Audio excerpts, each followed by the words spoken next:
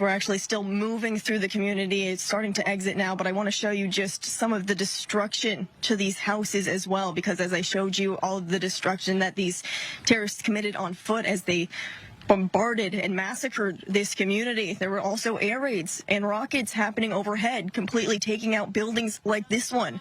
So it was really a mixture of everything happening on the ground and in the sky as well, completely devastating this community. Truly horrific images that we're seeing. Now, as we're leaving the community, you can see all of these soldiers here. As I said, so many of them called from their homes, jumping into action at a moment's notice. Many of these reservists leaving all of their families behind to be here to protect Israel's southern border, less than a quarter of a mile away. We continue to hear loud artillery and shelling in the distance at the Gaza border as we're walking out. So really, all of these soldiers are doing their best to protect us, the journalists who are also out here, because they want us to see exactly what's happening and what they've been witnessing with their own eyes for these past 3 days. Many of them coming here Saturday night, and they knew that no other soldiers had been here yet.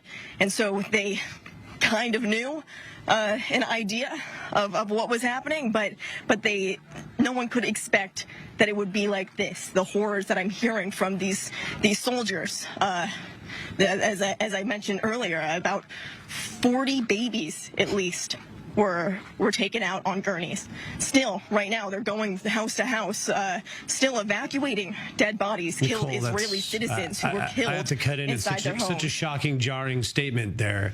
And just for our viewers, we're in a new hour here on the broadcast who very likely weren't with us last hour to understand that you've come in there to find this small community littered with the dead and slaughtered bodies of Israeli civilians primarily, and you're saying 40 babies, dead babies.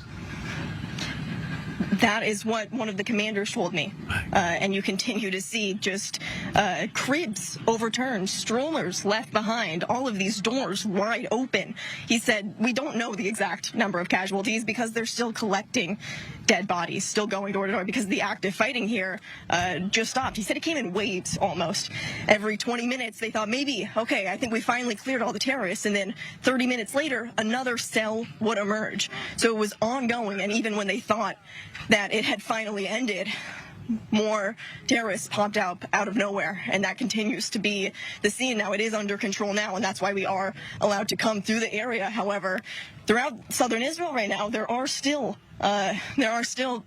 actively searching for terrorists in some of these fields behind me. I mean, you can see still just artillery completely destroying some of these sidewalks in this community, and this is just minor compared to everything that's happening inside these homes. Everything that these soldiers themselves are saying, they say it is unlike anything they've ever seen in their entire lives before. The number of bodies, the number of casualties, the number of their family members, their friends who all live in these communities, it's truly horrific images that they've seen firsthand. And as you can see, still you can hear those explosions overhead, still active, ongoing fighting over, as we're so close to the Gaza border right now, David.